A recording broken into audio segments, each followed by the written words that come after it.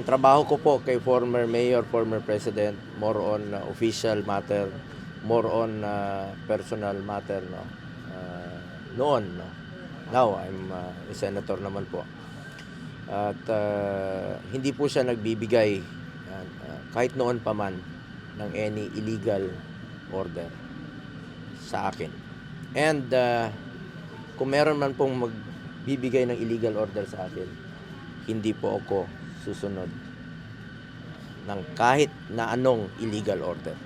Sir, bothered ba si Presidente at kayo dun sa ICC like yung report na lalabas ang warrant of arrest? Kasi sabi ni Senator Amy nung isang araw, isa yan sa mga irritants, isa yan sa ikinagagalit ni Presidente kay President Marcos.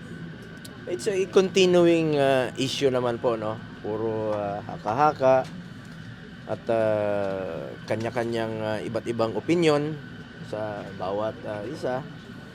But ako po'y naniniwala at nagtitiwala sa binitawan salita ng ating kasulukuyang presidente na si President Bongbong Marcos that the Philippine government will not cooperate sa ICC.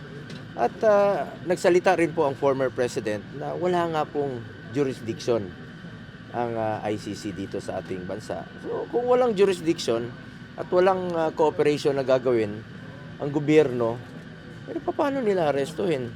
And papasok ka rito, arestuhin mo yung former president sa Davao without cooperation, without coordination, magulo yun.